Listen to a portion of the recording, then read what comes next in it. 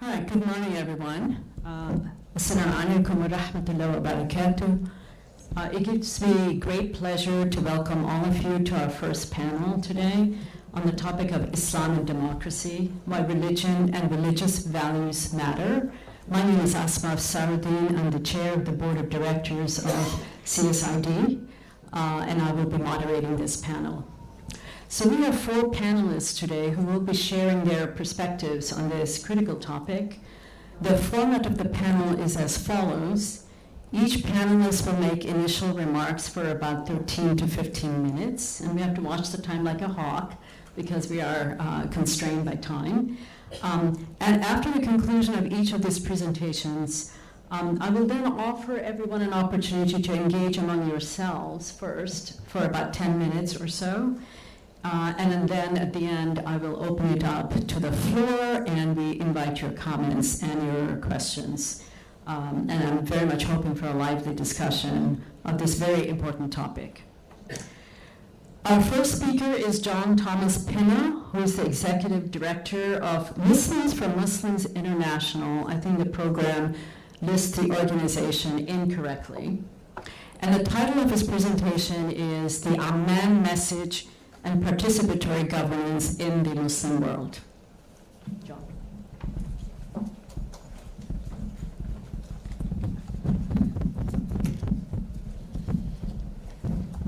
This is what happens when you get 50 or above. You need glasses to read your speech.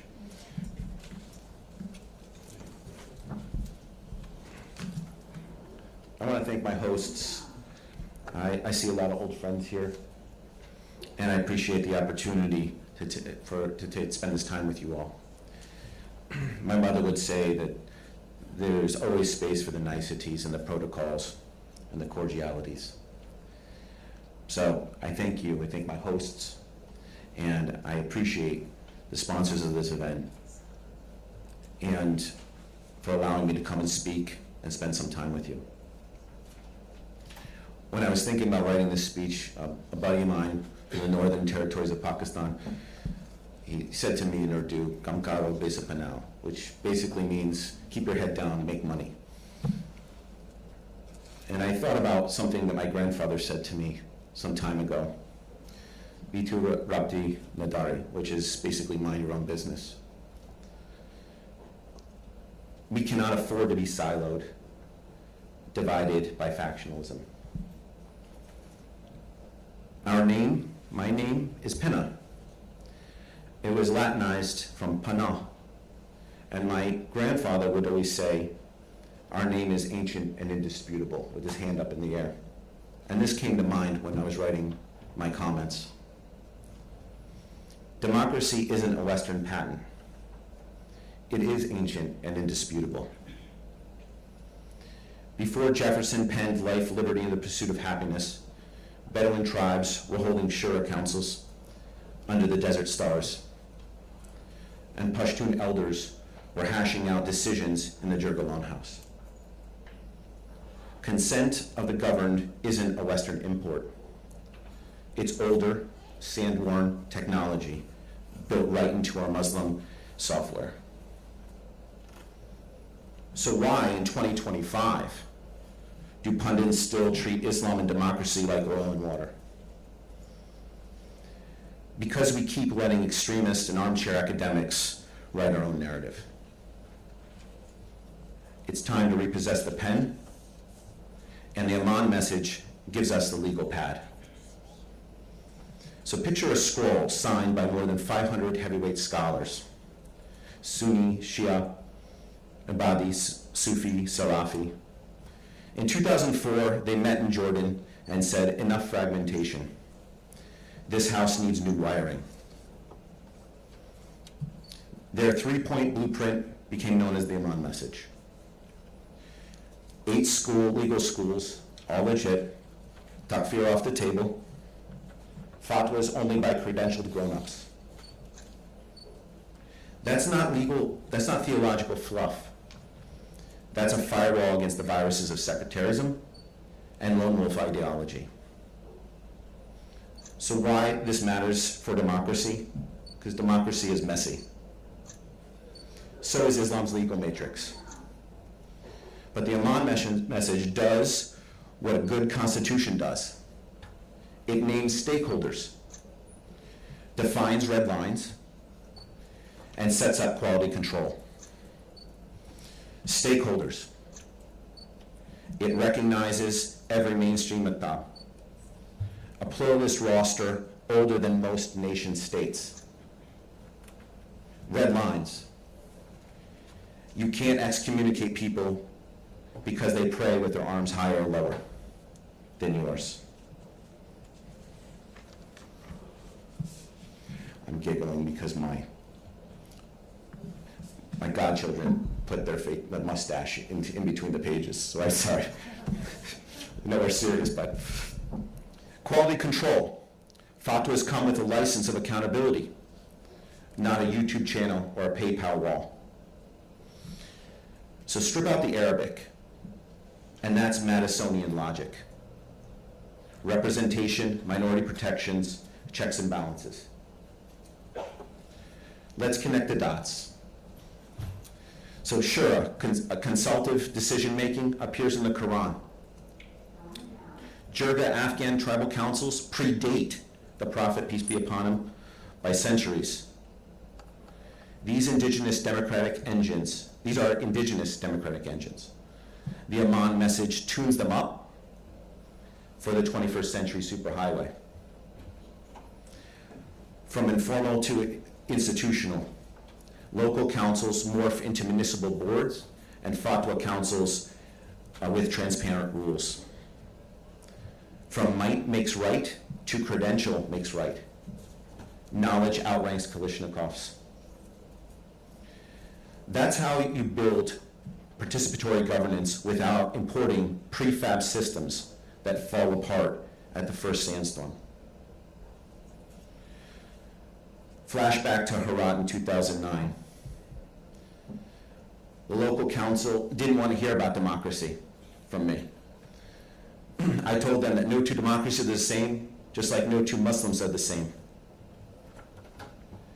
I gave them an example of how British democracy, with a House of Lords, a hereditary representative body, is appalling to Americans, but it's democracy nonetheless. And that Afghans have been practicing democracy at the Shura and Jirga level longer than any democratic nation has been in existence. Utilizing Islam as a framework to set stakeholder guidelines and contextualize democracy with the little d into something that is wholly Afghan isn't something that is a foreign concept at all. One elder stood up and said, "This is who we are." And everyone started nodding their heads. So the problem is it takes work to come up with a new system that's appropriate for not only dealing with the local level, but the regional, national, and international level. And we're uniquely set up to do that. It's in our DNA. So what's the lesson? When communities own a consensus document, it beats foreign white papers hands down. From consensus to legislation, let's look at the ripple effect. UAE's Fatwa Council fines you for freelance fanaticism. Jordan's Imam Training Institute, imams now study civic engagement alongside Hadith science. Pakistan's interfaith harmony policy cites Amman norms to shield churches and temples. Is every law perfect? No, but the architecture is there. Pluralism is welded into local legitimacy. And the elephant in the room? Yeah, but extremists still bomb us. True. And here's the unanswered, unsweetened truth. A document cannot fix unemployment or reform the police. Suhail Nahuda said, "There's no water and no pavements," when referring to the Amman message. And he's right. Governance needs asphalt, not just fatwas. But without theological consensus, every pothole becomes sectarian quicksand. Think of the Amman message as an operating system. You still need apps, such as education reform, women's rights, and anti-corruption units. But if the OS is infected with sectarian malware, no app of installation that's installed will be clean. So the call to action is a version 2.0 that comes from the people, that comes from people like us in the room. We're at the 20-year mark, and here's my Gen X punch list. Localize it. Translate the message into every dialect of every mosque bulletin board from Tangier to Kabul. Teach it before it's too late. Embed it in high school civics and Friday huppahs. Get it to the kids before TikTok theologians do. And audit your governance. If your city council, majlis, or parliament isn't as representative as Nate's school model, you're falling short. Hold a new ijma. Bring women scholars, minority sects, and yes, critics to draft the 2025 democracy upgrades that are iterative. And civil society practitioners to mobilize.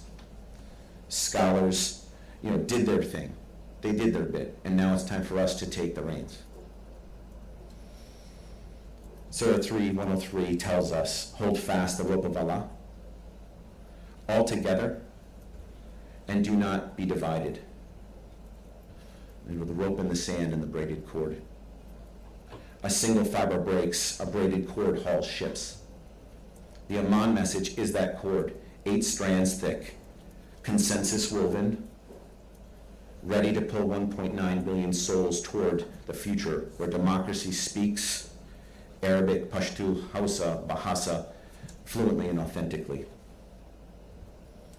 Democracy in the Muslim world isn't a mirage. It's an old water well we've neglected. The Amman message hands us the rope. All we've got to do is pull. Thank you.